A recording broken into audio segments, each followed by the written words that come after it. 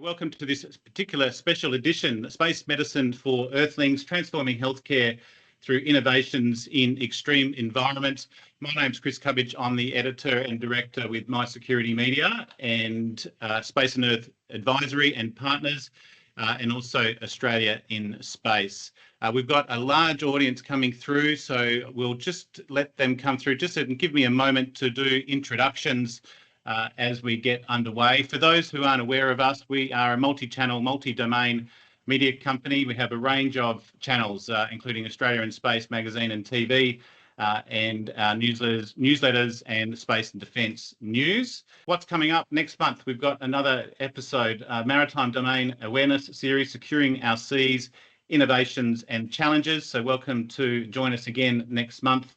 And also a special edition following up our Indo-Pacific Space and Earth Conference last year. This year we are doing Robotics, Autonomy, AI and Cyber Conference for the Indo-Pacific in Perth, and that'll be held 7th to the 9th of October at the Pan Pacific. So if you're aware of our IPSEC conferences from 2023 and 2024, we'll be there again this year for APRAC, and we welcome you to join us. So this session, we've got an esteemed panel with a large audience. So I'm just watching you all come in now as we get underway.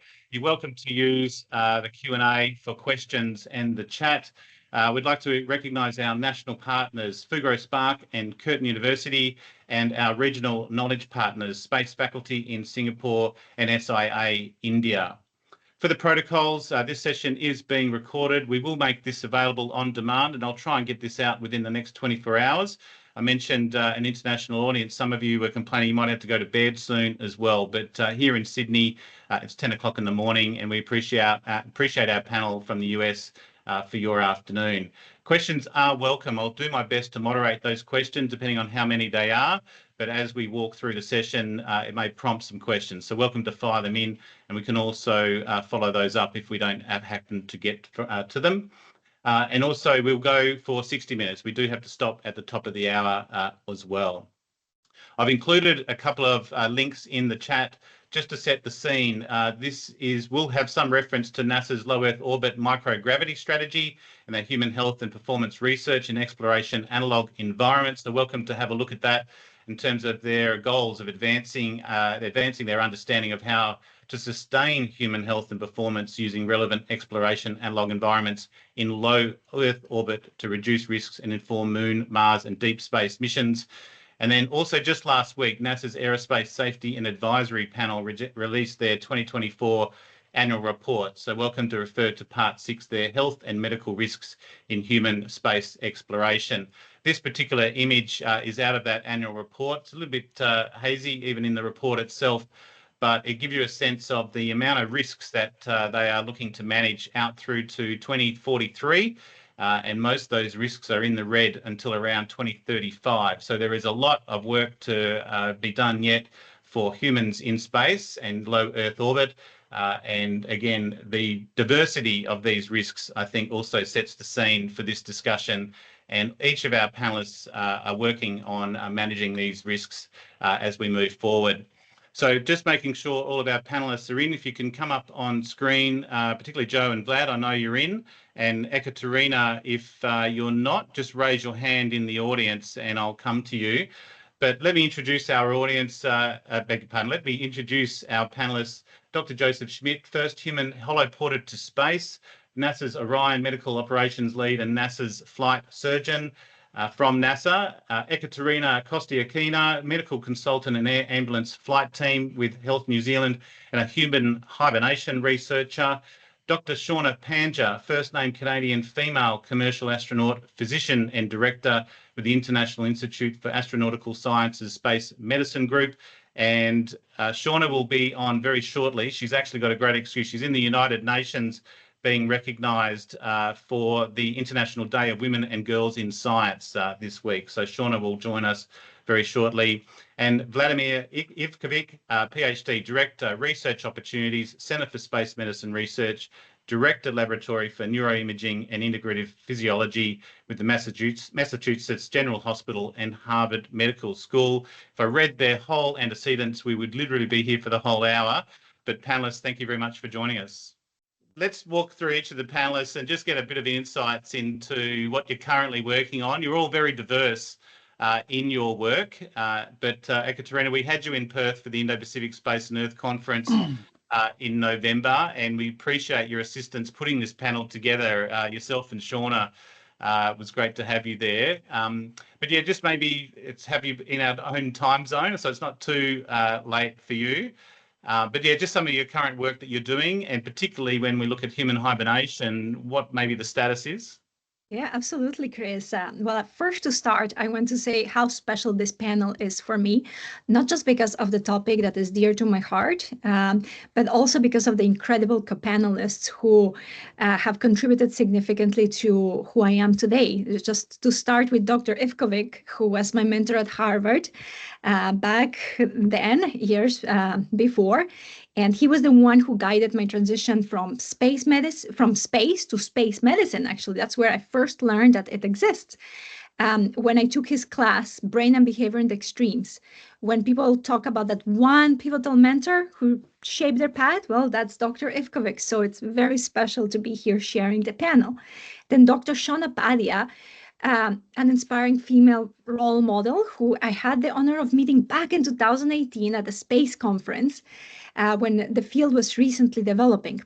And since then, her words and career advice have truly guided me, like the stars guided the seafarers. And one of the favorite quotes that struck with me and that I follow is competition happens at the bottom and collaboration happens at the top. And that's why this panel has the purpose of building up.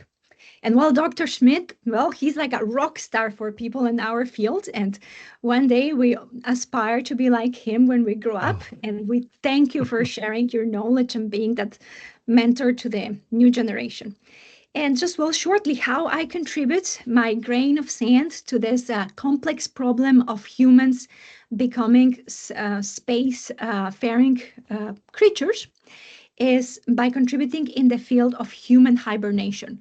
That's, well, it sounds like science fiction, but it's actually becoming a reality that you will see in your generation, one form of it or another.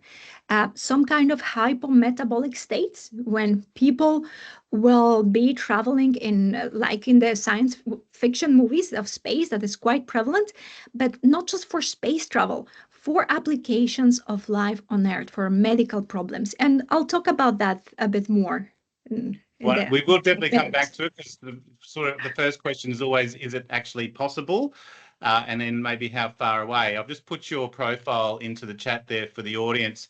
Our next panelist, just as an introduction, Joe Schmidt. I had the opportunity of just meeting Joe for the first time in about 10 minutes ago. Joe, can you come up on screen? I hope we haven't lost you. I'm still with you, and hopefully you can hear me speaking. Beautiful. There you are, Joe. So Joe Schmidt with NASA's flight specialist, and also we were just talking about the holoportation that you've just done. But Joe, just, I suppose one question is the day-to-day work that you do, but introduce us to your fascinating role. You're very kind. Thank you very much, Chris, for having me, and Katerina as well for very, very warm words and bringing us all together. So I'm Joe Schmidt. I'm a NASA flight surgeon, and I'm a retired general officer in the Air Force. So I just want to say that because these are all my personal views and not the either agency or the DoD.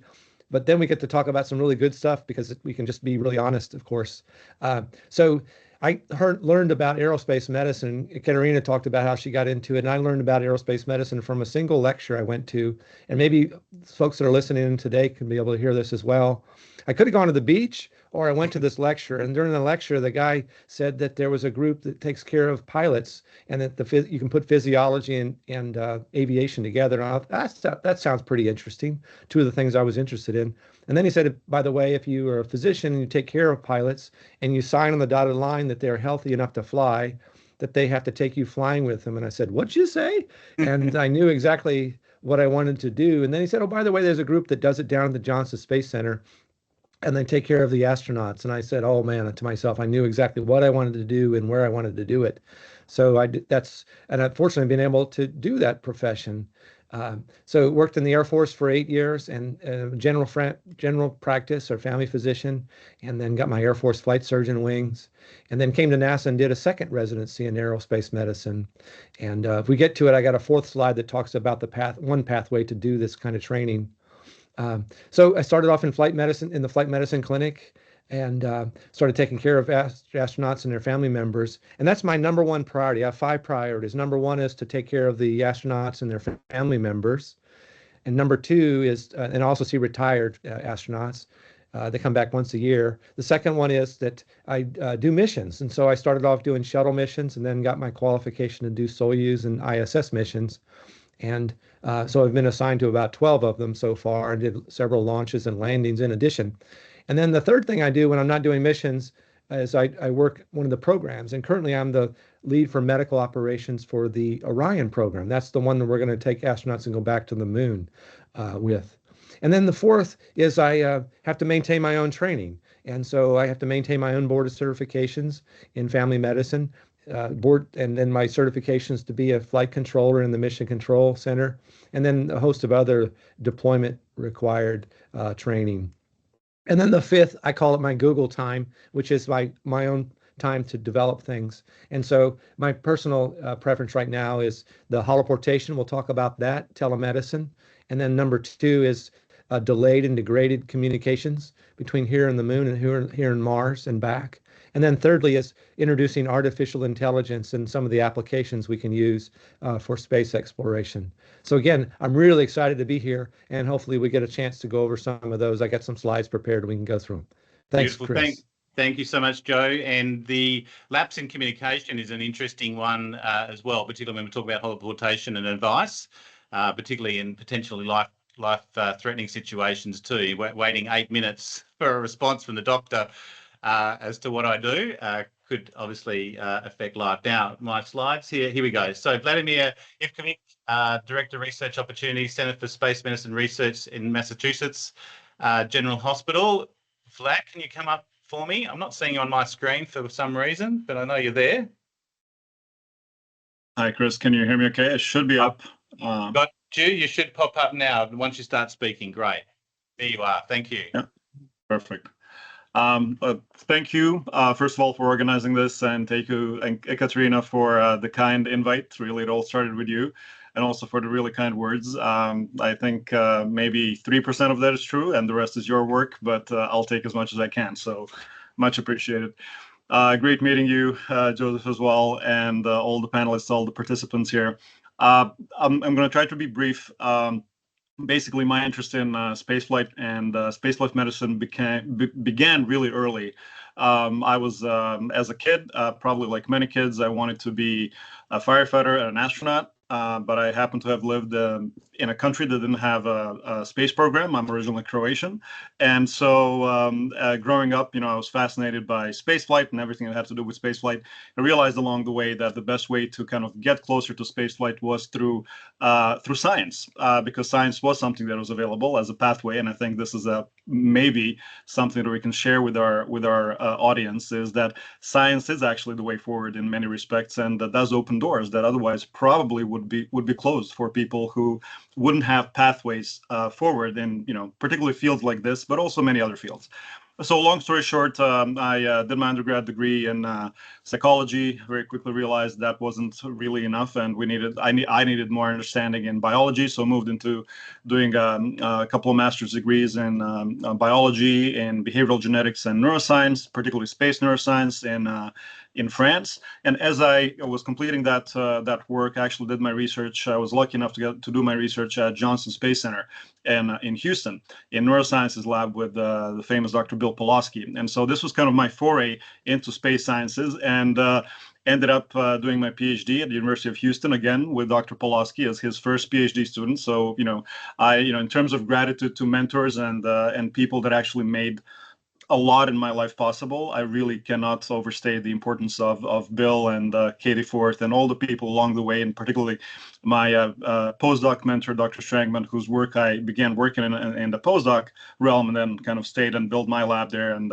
continued working here now that I'm, I run my lab within the research group, and also working really in the area that I've been particularly interested in, that we've been working on together, which is brain imaging and physiologic monitoring in extreme environments. One of the hallmarks of extreme environments is the fact that we really cannot bring standard medical devices into those situations. So we need to develop devices that are capable of not only objectively providing information on our patients or research subjects, whatever they may be, but also actually being able to transmit that information and using it both for clinical assessment, for research purposes, but also just for health monitoring in general. And so as we think about foraying into further and further into space, this aspect of work is going to become more and more interesting and important, I think, and particularly as as as Joseph was saying, as Katerina was saying, these are things that will complementary work together to enable our exploration missions further,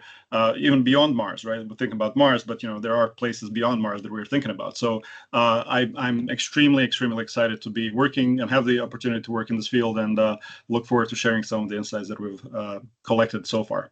So, wonderful. Thank you, Vlad. And we definitely will bring it back to how these learnings are coming back to Earth. All makes you better practitioners in your own right, as well as solving some of those problems as we're in space. And Shauna, to timing is impeccable. Dr. Shauna Pandya, come up on screen, Shauna, and unmute yourself.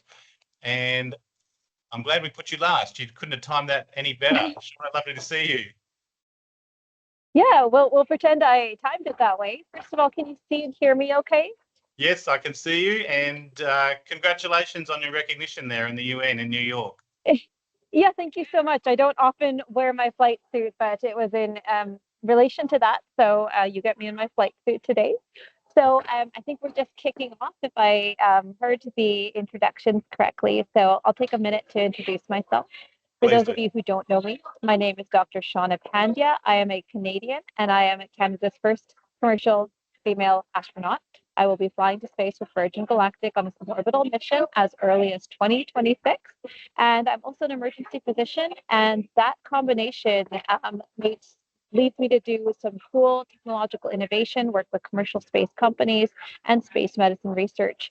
And today, this hour, I really hope that we get to talking about what space can offer us for our most in need, austere, remote, and resource limited environments on Earth. I know Canada has a lot, I know Australia has a lot, and I know the world over has a lot of geographic areas that are unable to support the full bells and whistles of a tertiary care hospital. I'm also looking forward to talking about my work with companies such as Luxonic Technologies, which leveraged emerging technologies like virtual reality, augmented reality, mixed reality, AI to deliver healthcare and make it more accessible for astronauts on long duration missions, as well as in space, as well as on Earth. And then finally, I'm really excited to talk about the areas of science that we're prioritizing on our mission, including women's health, neuroscience, and health technology. So I won't take up too much more time because I'm really excited to get to the questions and talk with my fellow panelists. So thank you for giving me the time to introduce myself. Wonderful. Thank you, Shauna. And look, we'll invite some questions from the audience. I think we might go back to that initial question on how much we're learning and bringing back to Earth applications. Joe, I might start with you, given that you're actually working with astronauts and understanding the impacts of space on the human body. We were talking about the impacts on vision as well in the eye in a microgravity. How much are we bringing back to Earth in those applications? And just that body of knowledge that's obviously growing, but you're obviously very talented and smart people, but how you manage and control that body knowledge and as bringing it all together. But yeah, just those sort of early learnings that you get with humans in space. Most definitely. So the things that surprised us, as you said, is SANS, is spaceflight associated neuroocular syndrome, and completely surprising. So basically what happens is your far side gets much better, but your near side gets worse. I was very curious. So we had some early changes with the some of the shuttle pilots and astronauts, and they said, Doc, we can see almost the super tanker, the wakes of super tankers. But things up close, I have to wear some of my reading glasses, or I'm having difficulty. My arms are too short when I'm trying to read my procedures. So those things happened even within a 2-week mission. The long duration missions, though, we started to see changes. So actually, you start to see what's called optic nerve thickening. You also see tortuosity of the nerve. It's almost like you pushed a rope from the back of the eye of the optic nerve. And then you see choroidal folds. And then if it's bad enough, sometimes we'll see things that look like swelling behind the eye and the brain, and some increased intracranial pressure. It almost looks like idiopathic intracranial hypertension, but not quite. No one knows the answer to why this is occurring, and because of that, we don't have a good answer of what we can do about it, other than bringing several sets of eyeglasses along the way to account for the changes over a mission, especially even over a mission over 6 months. As we were talking earlier, your vision is so important when it comes to spaceflight, to be able to launch, dock, and rendezvous and dock, as well as to read procedures, and to use the computers and handheld and things like that. So we're going to have to figure out how to find out the reason for that, and also to the countermeasures for it. And speaking of countermeasures, then we have also loss of bone. And some of your folks may know that we lose 1% of bone calcium per month. It's almost it is an accelerated osteoporosis, almost like an older person loses bone in their spine and their hips and et cetera. But we have countermeasures against that: nutrition, and stress on the bones. So exercise. So diet and exercise, and a little bit of vitamin D. The exercise is using a treadmill to get some vibration and keep the muscles strong. Then also a bicycle.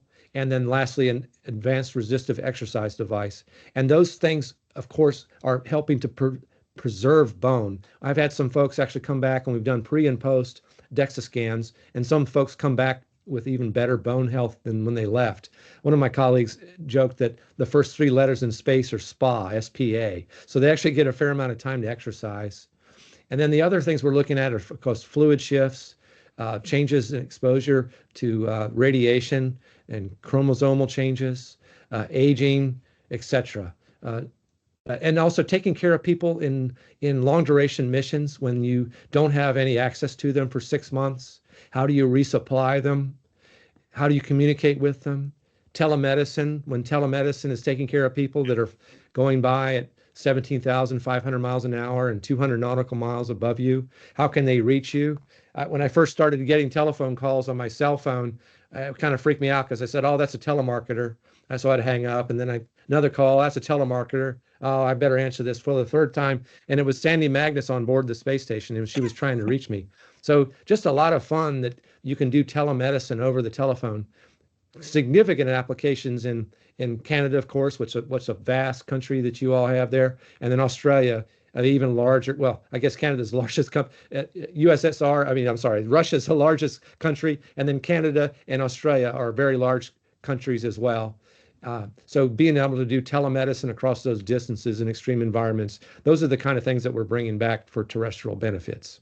Wonderful. And Shauna, happy to jump in there, and particularly some of the research you're doing. You've got a flight coming up as well. Yeah, absolutely. To build on what Dr. Schmidt had said, it's really amazing to be alive in this era of human spaceflight, to both see the rise of exploration class missions as well as the rise of commercial spaceflight, which I myself will be lucky to take part in, and the rate of innovation that comes with that. So, I'm sure that there's burgeoning innovators in the audience who are sitting and saying, well, why don't we just engineer the human to be more resistant to these changes? And sure enough, the future is already here. And so one really cool experiment that came back from ISS, the International Space Station, in 2020 was called the Rodent Research 19 experiment. And basically, it was an extraordinarily multidisciplinary multi-institute study in which they sent up these genetically engineered mice.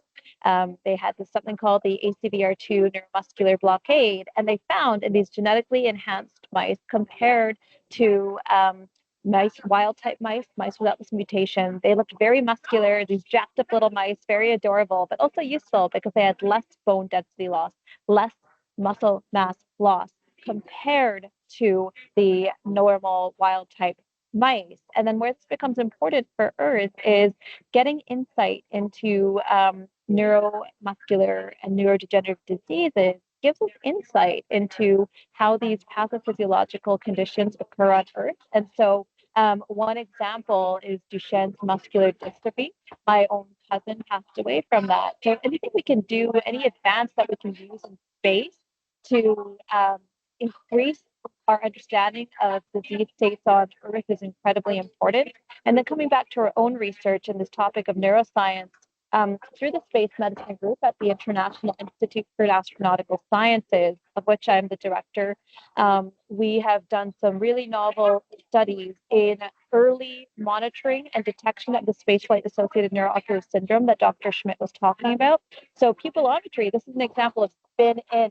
So on Earth, in aeromedical transport, in neurocritical care, we use pupillometry, which is a way of measuring the rate at which our pupils constrict and expand. And it's used to measure as a surrogate measure of brain pressure because it's fast, it's easy, it's quick, and you can do it in a very objective fashion. So we said, well, what if we can do this in astronauts and look for early changes in the rate of pupillary constriction and dilatation as a potential measure for this SANS condition. And so with our partners at Nebula R&D, the Saudi Space Agency, and then again working on the Polaris Dawn mission, we've implemented pupillometry as an early measuring system, potentially as a way towards informing future countermeasures. So there's this incredible relationship between medicine on Earth and medicine in space, where each, research and advancement and innovation in each can help benefit the other. And we call that spin-off, spin-in. Nice. Spin-off benefit, was it? Spin-off benefit? Spin-off and spin-in, yeah, exactly. Nice. Vlad, maybe coming, because again, as a former sort of firefighter and the like, you're obviously seeing that ongoing sort of operational capability as well. Anything that you're seeing there, particularly on sort of space missions and operations, and then how that's applied in sort of extreme environments on Earth, emergency operations and the like? You are working with firefighters? Absolutely, Chris. Yeah, actually, I have a few slides. Would that be possible to share? Yeah, go or for it, would I yes. leave to the floor? Yep. All right, let me, I'm sharing, so you can either take over, I'll stop. Okay, let me. So let's see if this works. Hopefully, it will work. Can you see that? Perfect.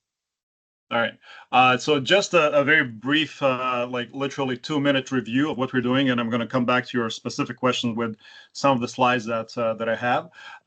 Effectively, this is the the work that is being done. We cannot really do it by ourselves ever. Team is critically important, and I think there's a lot to be learned about team activities and the support from various institutions along the way.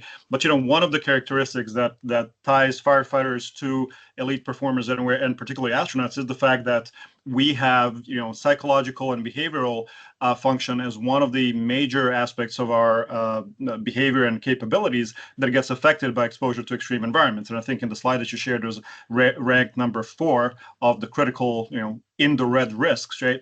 So that means that as we start moving from low Earth orbits, right, and leaving these beautiful vistas of Earth, moving to the moon, when we get to Mars, this is what the Earth is going to look like. So we're really going to start feeling isolated and confined. And we will not be able to objectively assess what is happening there with people, and we're not going to be able to monitor their performance. So we cannot bring your typical MRIs or PET scans or anything like that over there. But what we can bring are small devices that can measure brain activity, right? So this is kind of where we have been working on in our group at Mass General here in Harvard. We have been developing these devices for applications in spaceflight, and we have been using it in analog environments like the Human Exploration Research Analog, right, to assess isolation and confinement effects, in parabolic flight, right, with various aspects of different exposures to microgravity, hypergravity that have effect on SANS, for example, changes in intracranial pressure, visual acuity, and performance. And now we're also doing this as a part of the CIPHER study, which is the largest biomedical study and the longest, being conducted by NASA, looking at long duration effects long-duration spaceflight effects on a variety of factors. And so tying this back into to Shauna's upcoming flight with Virgin Galactic, these are some of the images, and also to the SANS issue that we mentioned. These are the images, courtesy of Virgin Galactic, taken of the our brain imaging device being worn by the second Turkish astronaut, Tuva Atasevir, who flew in June of last year aboard Virgin Galactic's 7 mission. And this is a wonderful view of the Earth, right? And some brain imaging being done in space. And not only is the brain imaging being done, but it's actually what we're also monitoring is the circulation and perfusion of cerebral spinal fluid, which is essentially important to understanding the physiology and pathophysiology of SANS issues, right? And of course, we can get these beautiful images, but the point is we need to develop devices that can be worn in extreme environments.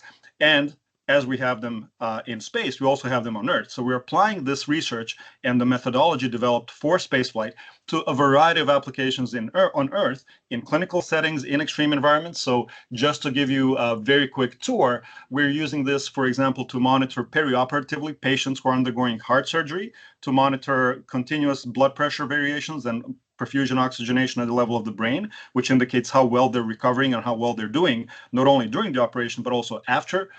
We're performing this work with our veteran population suffering from PTSD, so assessing effectively not only the biological markers of PTSD, but also the effectiveness of therapy and potentially prediction of efficacy of certain therapies that are being used based on these markers. Again, courtesy of technology that has been developed for spaceflight. So talking about bringing this stuff back to Earth, these are clinical applications, right? We're also doing analog studies in the German Space Center, with the HERA personnel in parabolic flight, but also with firefighters in real life environments where they actually go into the fire with the Boston Fire Department and monitoring stress levels and stress responses in real life environment. So the whole point is, right, we're bringing these technologies to Earth in assessment of not only development of certain terrestrial or Earth-based disorders, be it neurological, psychological, or psychiatric, and generally physiological, but also monitoring the effects of therapy, right? And so being capable to use the technology in spaceflight, where we have super healthy individuals, an elite population who starts off healthy, we move them into the extreme environment and monitor them as they degrade in their function, in their performance, and so on. And when they come back, hopefully, right, for the most part, we monitor their recovery. So being able to monitor that arc fully allows us really to gain insight into etiology or basic mechanisms that are contributing to development of certain disorders on Earth. So we have clinical applications on Earth, but also bringing that back to spaceflight and trying to understand what is the difference and how can we help astronauts in these longer and longer duration missions for issues like behavioral problems, psychiatric problems, neurological issues like SANS, and so on. So there's really a close interplay, right, between the fields that we're working on. Ultimately, kind of finishing up with this very famous quote from Tsiolkovsky that really it comes back to the Earth, but then we also send it back to space. Well, glad, and I love that link you've got between Massachusetts General Hospital and the Harvard Medical School, linking that sort of research to applications straight to those clinical environments as well. Ekaterina, we've got one question for you to maybe particularly for the hibernation. I think, as Vlad mentioned, all of those sort of ongoing operational capabilities, but there's one question here: could hibernation be used for humans with severe medical conditions, so they have time to wait for the right treatment and the like? So even hibernation has many on-Earth applications all of a sudden as well, and someone's identified that, Martina. But yeah, just how you're sort of going about that research and hibernation and potentially the on-Earth applications. Oh, absolutely, Martina. And just a little bit of an overview of everything that was said. As a practicing medical doctor in extreme environments, I certainly see all these applications being used in the extreme environment. Like, for example, I'm currently in New Zealand, an island close to the Antarctica. It feels good here, but it is an extreme environment because compared to all the other places, life is different. Accessibility to common things that we take for granted is quite limited. So we rely a lot on that technology that has been brought up, that has been developed from space, or motivated by this this drive that we have to explore space and the investment in that money and resources, and it's used a lot to help people on Earth. So going back to this science fiction technology, human hibernation. And we see it a lot in movies. It's very common in movies. Every space movie I watch, there's some component of it. And right now it sounds like Frankenstein type. But just as Frankenstein before was science fiction, and now it is a reality that we have people walking with different organs, and it's just normal. They receive care, they live normal lives, and it's a chronic condition. So same thing, it seems that human hibernation, which is one name, a fancy name to say that you lower the metabolism of a living creature, which is fascinating. There are different ways of doing that. Well, that technology, when you use it, it will be able to have a lot of applications for life on Earth. And just as Martina was saying, like, well, can you use it to buy time? Yes, 3 perspectives. The main one that the military is interested in, and we in the medical profession in crisis and disaster management and rescue, we're interested in extending what is called the golden hour, which means that when a person has suffered an injury, well, or even in veterinary, when a living organism has suffered an injury, there's a golden hour, a limited amount of time when the treatment that they're going to get is going to be either useful or not. So that time is limited to about an hour or so. So when you lower the metabolism, it can be extended. And right now, well, for a good number of years, targeted temperature management has been used until randomized controlled trials were done and proven that it's not as effective. Because when you force coldness into a creature, like a human or others, even natural hibernators, they perceive it as stress. So for some applications, it's still useful, but we're thinking it's not the way to go, not by inducing the cold. But there are pathways that natural hibernators use to lower their metabolism directly from the brain with specific stimuli. So that is the way to go. So the first part is in the short term for emergencies. Second part is long duration.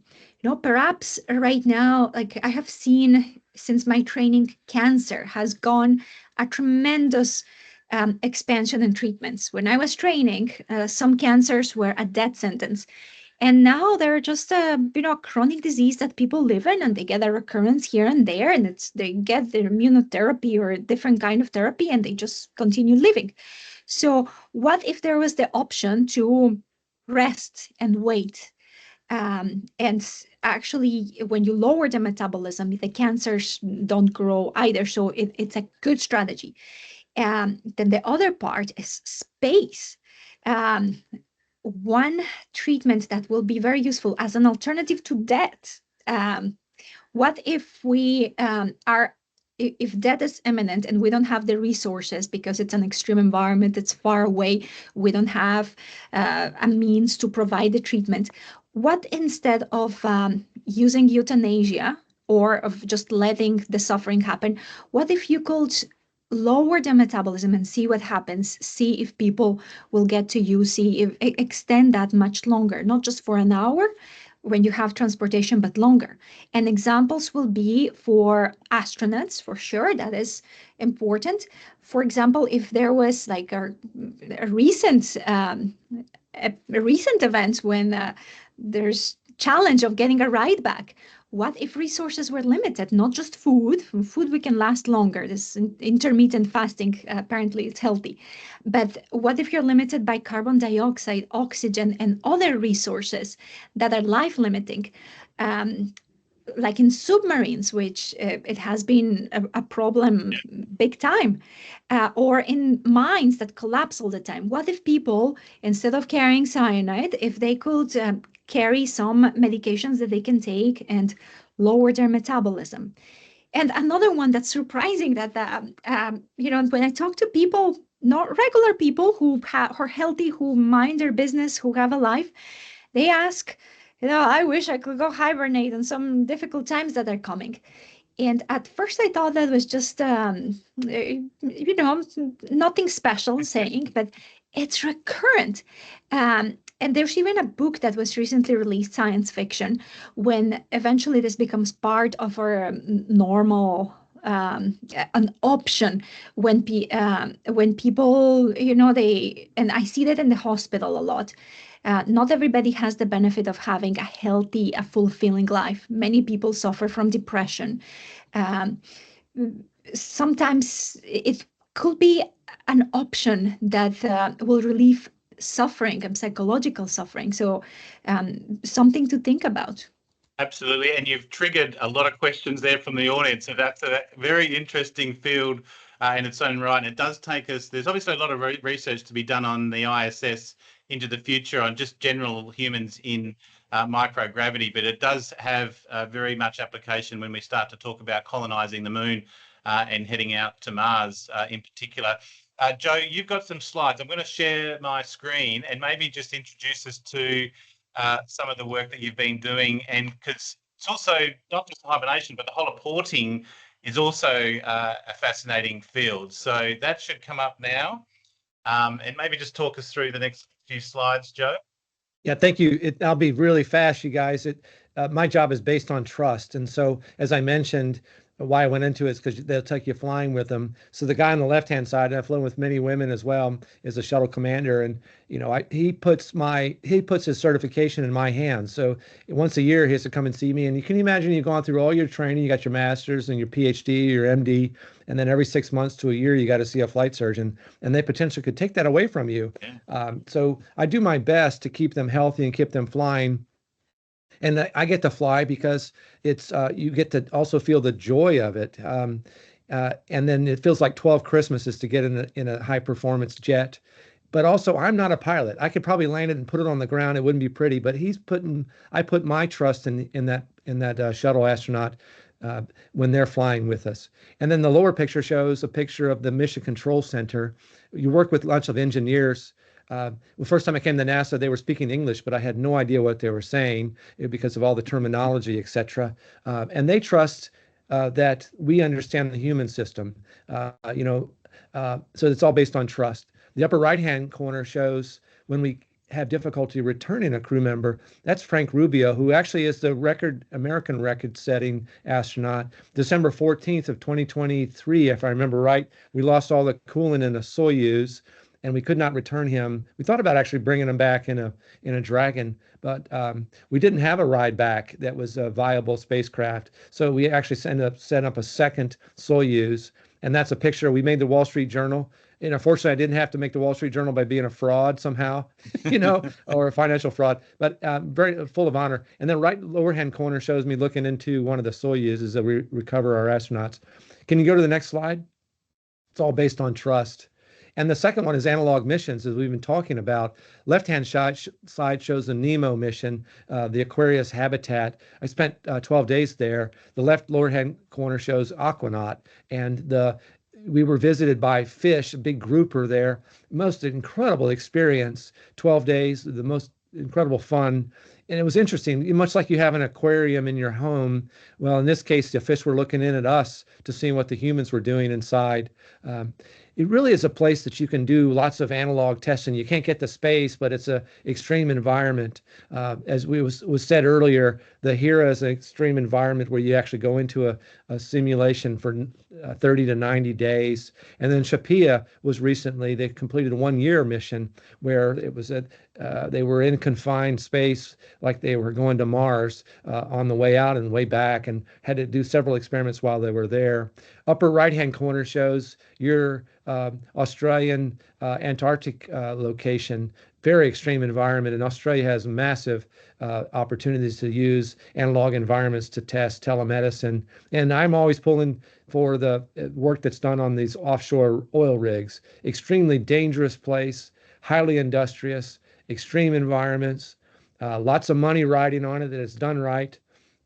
And that's where I really feel that we have to have medicine, telemedicine, as well as occupational medicine, and opportunities to learn from those analog environments to bring that technology to space and vice versa. And one more slide, if you wouldn't mind, Chris. maybe we get to the fourth one eventually. The upper left-hand corner shows the Orion vehicle. That's what I'm the lead for medical operations, going to take us back to the moon and on to Mars. And we're struggling with everything when it comes to how much food you're going to take, the water, the protection of the environment, radiation exposure, all that. The different orbits. I was just talking today about, we were in several meetings today about the different orbits that we can recover from. Lower left-hand corner, of course, shows commercial spaceflight. In that case, the SpaceX, we have Blue Origin and Dream Chaser and other things that are coming online. That center picture shows the holoportation. And that was an incredible experience. We did it with very little funding. We had a HoloLens that was on board the space station. We took a Connect camera on the ground. We were scanned in 3 dimensions. There was a Thomas Pesquet, a European astronaut. He was wearing a HoloLens on board the space station, and we were holoported to space. I knew I was connected when Thomas Pesquet said, "Whoa," and he could see us floating in the middle of the space station. I tried to come up with some utility or to do some tests. And I did the cranial nerve exam. And as the physicians know, you look for the visual fields and, how many fingers am I holding up? And my brother-in-law actually came up with the idea, why don't we use the Star Trek greeting to how many fingers am I holding up? And the second person that was holoported to space was Fernando de la Peña, and he's from EXA Aerospace. He was the developer and the lead. And then I grabbed and we used his knee to do a knee exam. And then I grabbed everybody in the control room that was there, and we were all holoported to space. Wow. This next episode we used was a 2-way. So we actually sent a Connect camera on board the space station, and Mark Pathy was holoported down. And I experienced when we used the lens on the ground, and it really felt like I was looking into a new dimension. And he was actually, I think, all over Australia somewhere, going 17,500 miles an hour and 210 nautical miles up. But he was floating in front of me in Mission Control Center, and the Axiom physician actually did a simulated shoulder exam with that patient. I know it's the future, and we'll be able to use this kind of technology in Africa, Australia, Canada, around the world. The lower right-hand corner shows the delayed communication, degraded and delayed communication. Between here and the moon, you can hear a little bit of a delay. There's maybe up to a 30-second delay if you increase all of the deep space network, and so there may be some artificial delay. But to the moon and to Mars, it'll be 8 minutes to 20 minutes one-way communication, and then 8 to 20 minutes of a return signal. We tested that on Nemo. I did a simulation evaluation of an astronaut who had chest pain. And you can imagine waiting 8 to 20 minutes for each of the questions I would ask, and then the treatment that I would recommend was a significant challenge. So we can talk more about the delayed in communication, but we have some of the ideas, but we're basically trying to bend time. And then the lower middle picture is artificial intelligence, and everybody's talking about that, but it's absolutely incredible. We used a large language model to bring in a medical textbook that the AI read in 7 minutes. And then they asked me to do a prompt for it. And I basically asked the AI, hey, I've got an astronaut that was out on a spacewalk and they had left elbow pain. When they returned in the ISS, this is simulated. And I said the elbow pain went away. And I said, give me the differential diagnosis, which is give me the list of things that it could be. And the AI immediately responded, decompression sickness, which is accurate. So we're using it for some other things as well. But anyway, I just think it's fantastic. And one more slide, if I can show it. Yep. Is one pathway to doing aerospace medicine is you go to college, the lower left-hand corner, you learn about aerospace medicine and what's a flight surgeon, and I told you about that today. And then you do 4 years of medical school. In some places, sometimes it's 6. And then you do a residency. I chose family medicine. You can choose emergency medicine, internal medicine, whatever you want. But then you do an additional aerospace medicine, either a short course or even a residency, which I did. And then become a flight surgeon, and you can be a practicing physician. You can work for the Federal Aviation Administration, go in the military. Half of us are former military, half are civilian. You don't have to go to the military. And then some of us work at NASA, and some people have become astronauts. So, and this is for the U.S. for other countries, go through your space your space program. I remember mentoring a couple of Australian students, for example, and one was going the civilian manner and the other one was going military. So again, thanks for letting me share those slides, and look forward to any questions we can get to them. Over. Thanks, Joe. And it's a good segue to Shauna as the first commercial astronaut for Canada. Obviously, the commercial aspects of space. Shauna, you got your hand raised, so welcome to jump in. But also, we spoke earlier about women in space as well, the impacts. I was thinking about preparing the human body for these extreme environments, what we learn of humans in space and how we can apply that on Earth as well. And that kind of leads to some of the research that you're doing for women in space.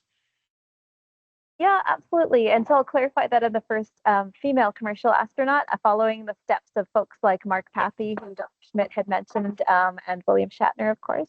And so there's so many threads to pull on here. And so to answer your question to start with, when we talk about women's health, the challenge is that the denominator of the number of space explorers that we've had so far is totaling approximately 700 folks. And then on a day like today, when we are celebrating the International Day of Women and Girls in Science, it's important to acknowledge that 12 to 14% of space explorers to date have been women. So we have a lot of catching up to do. So when it comes to issues in women's health, the denominator of the total N of women and the sample size that we're studying is relatively small. So how do we look for true effects versus effects that are due to chance? That's really important to acknowledge. And then in addition, when we talk about very specific issues to women, such as menstrual health, it's important to note that the majority of women astronauts opt for menstrual suppression, either through oral contraceptives or through IUDs. And so what does the menstrual cycle actually do? We need further research into, and we need just more women in space. And then just to kind of pull on some of the threads that I've seen in the chat, I've seen a great question about investment. Is there adequate investment into the space health and life sciences sector? And the short answer is no. So if anyone out there is looking to help burgeon this burgeon this field, I can name you at least, more fingers and toes than we have of startups and studies and areas in which we need to research. And so there was a question in the chat about what do medications do in space? And, there was a recent study from Duke University that suggested 60 to 98% of medications could expire over the course of a long duration mission to Mars, so 3 years or more. So that's not very helpful, knowing that in the microgravity and radiation environment, as well as taking into account that our pharmacodynamics and pharmacokinetics are altered in the spaceflight environment. That might be a combination of the human body's exposure to stress, to radiation, to microgravity, or just one of those things. We need more studies. And then just to pull on that final thread that Dr. Schmidt started with the emerging technologies, and also to tie in a question that I saw in the chat about the power of immersive technology, so holoportation, virtual reality, mixed reality. So one very practical example is funded by the Canadian Space Agency through my work at Luxonic Technologies. I'm the VP of Immersive Medicine there. We were a finalist in the Deep Space Healthcare Challenge and received funding to develop mixed reality point-of-care ultrasound.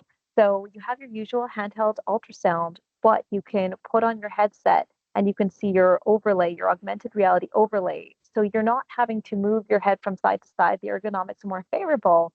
And then where this becomes extremely useful in austere environments on Earth and in the space environment is if I'm having trouble acquiring a scan, I can phone a friend and I can get an expert. I can get Dr. Ekaterina. I can get my fellow panelists to kind of beam in on their own headset back where they are on their laptop, and they can see the environment I'm in. They can see how I'm scanning, and they might be able to say, oh, Shauna, it's as simple as rotating your hand counterclockwise 15 degrees so you can get past that rib shadow and you can acquire the scan that you need to.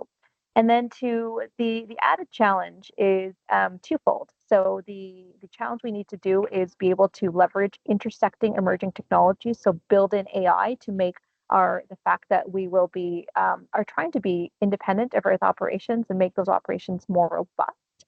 And then the other challenge is, as Dr. Schmidt was alluding to, is overcoming the latency So when you're on Mars, that can be up to either a 48-minute round trip communication delay, or when the sun is between the Earth and Mars, a 2 to 3 week blackout. So how do we build in our technologies to make us more robust? Can we make asynchronous capture of a scan via holoportation, via mixed reality point of care ultrasound, and then send it back to Earth and overcome gaps in communication that way? So there's a lot of challenges, but I would just want to end by reiterating that this is the most exciting time to be a part of human spaceflight, both in the agency world as well as the commercial world, because of these dual hurdles and opportunities, both in commercial space as well as in exploration class missions to the moon, Mars, and beyond. It also sounds like the gap between understanding what a problem is, solving it, and then applying it elsewhere is also very short, and much shorter than what used to be, particularly with this advanced technology. I'll just a quick shout out. We've only got a few minutes to go for the audience. We will capture these questions and the like.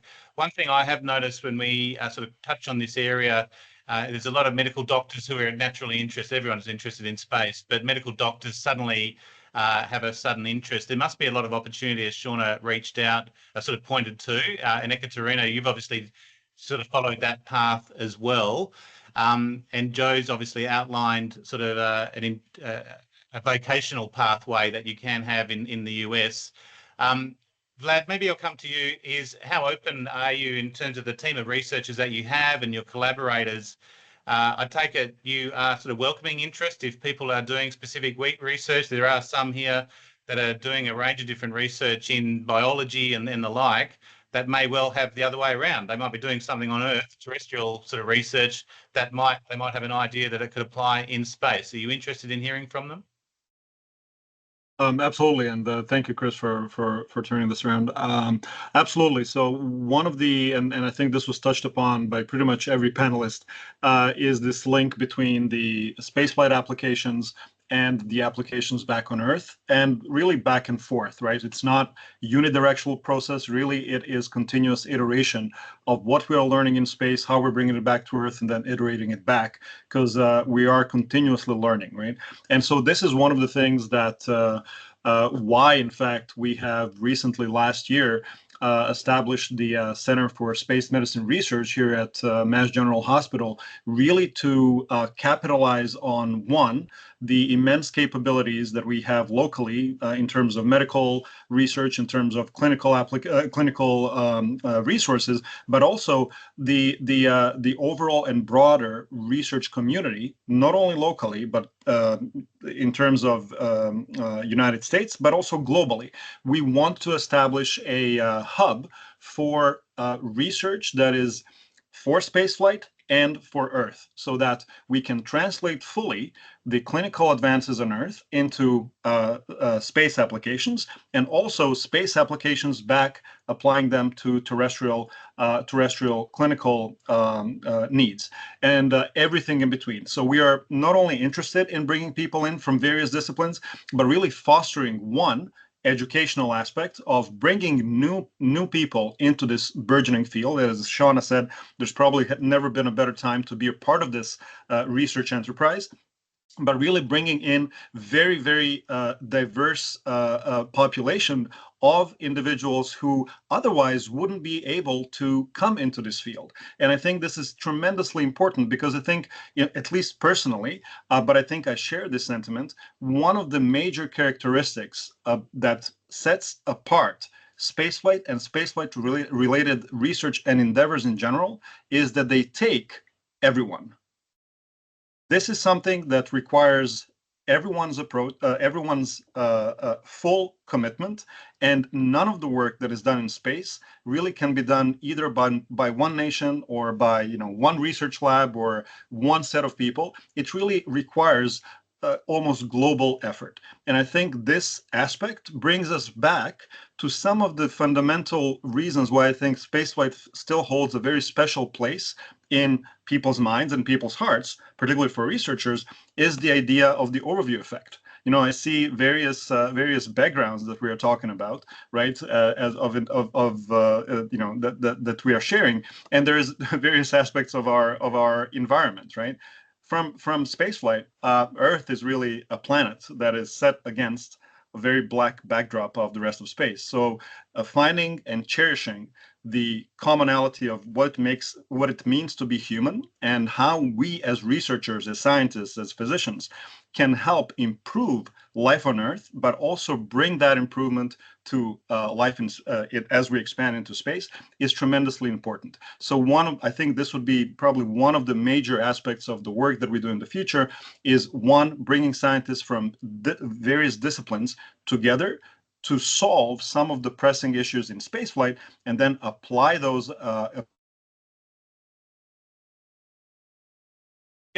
Just lost him. An amazing talk as well. Vlad, we've just lost you, but I'll come in just given the time. I think just to finish what Vlad was saying there, I think it also creates how humans will use technology to our advance. There's always a nefarious way that we use technology. But one thing we're hearing today is also how we're going to use technology to the human benefit and for the human form as well. And Joe, I think one thing you've touched on is AI. Those AI models, bringing all of this learning in together. It sounds like the AI sort of model is the way to go. That will be able to encapsulate all of that learning to actually make advantages and advances. Oh, absolutely. From your agents being able to help you diagnose, as well as having a copy of us, digital copy of us on Mars twins, to be able to help. Yeah, that'll be great. Well, look, we're at the top of the hour. We're going to close off, and Shauna has to go. Shauna, I think you're actually at the proceedings now, so you've stepped aside. But thank you so much for taking the time. Obviously, it was short notice that you had to be in New York, but thank you so much. Let me just finish off. Can you all please give a round of applause? You should in the chat be able to have your hands there. Give a nice warm round of applause to our panelists. An amazing chat there. And I'm just going to close off just very quickly. Here we go. Thank you very much. That's great. Yeah, we had well over 100 people in that particular session. And thank you very much to our panelists, Dr. Joe Schmidt, Ekaterina Kostiakina from New Zealand, Dr. Shauna Panja in New York, but first female Canadian commercial astronaut, and Vladimir Ivkovic, who came in the last week or so. Vlad, fascinating, and shame you just dropped out at the end there, but that was a really good close to this particular session. So thank you so much. Just these slides. Okay, we'll be back next month. Obviously we try to capture this in an hour, which was ridiculous to try and get all this. So this is an ongoing series. We hope to have our panelists back individually. If you're interested in getting involved, and we will have a list here, let us know. There sounds like we can do some deep dives into certain areas of research. We're happy to collaborate that fascinating area.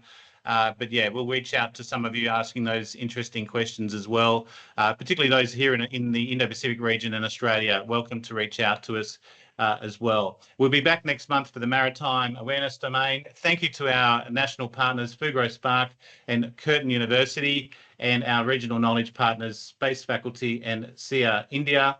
And thank you very much for attending. This session will be available, I'll send it out within the next 24 hours or so. But thank you so much for the panel, and enjoy the rest of your evenings and day. Thank you so much. Thank you. Thanks, Shauna. Thanks, Ekaterina. Joe, Vlad, we'll be in touch. Thank you. Really enjoyed it. Thank you for setting it all up. Thank you, guys. Bye. Thank you. Bye, everyone. Bye-bye.